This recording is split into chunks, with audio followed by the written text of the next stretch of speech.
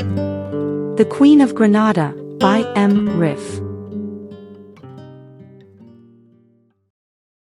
Chapter 147, The Panther.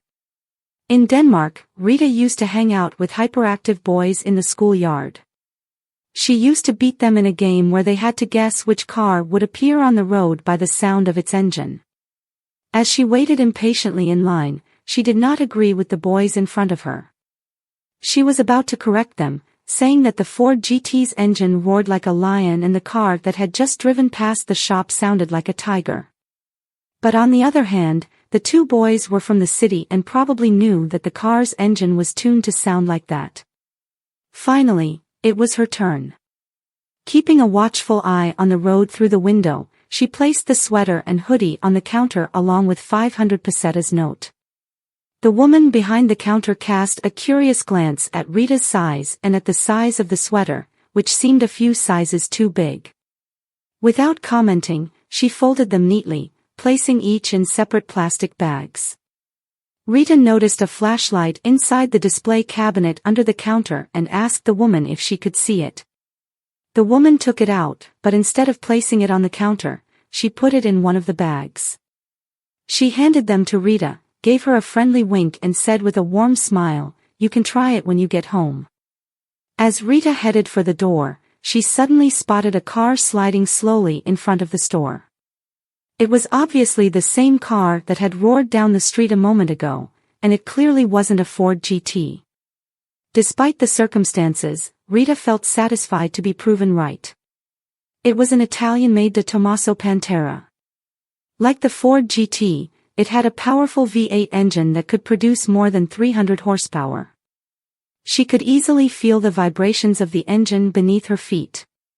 Despite the Italian name, which meant panther, the engine didn't sound like a hissing panther but rather like the roar of a powerful tiger.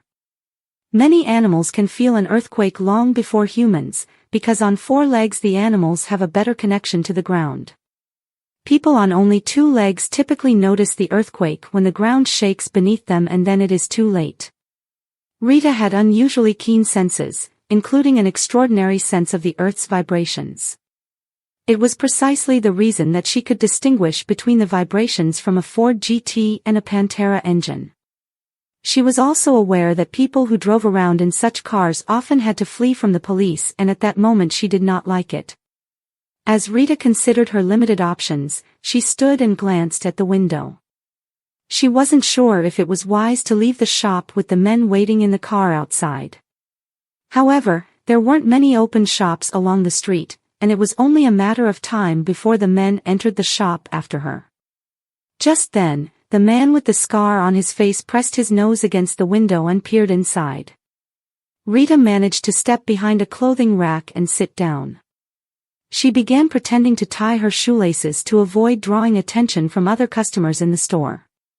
She kept an eye on the lower part of the entrance door, visible beneath the hanging clothes. Based on their shoes, she could see that two women were leaving the store.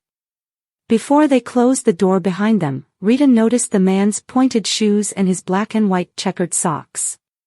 She quickly took the hoodie out of the plastic bag, put it on, and placed her backpack and cap inside the bag. She stood up, concealing her face with the hood, and walked past the man and out of the store. She gave a quick glance at the man behind the wheel with his crooked nose as she passed the car, the Black Panther. She started a conversation with the two women in front of her. Then it seemed like she was with them. The man in the car fell for the trick.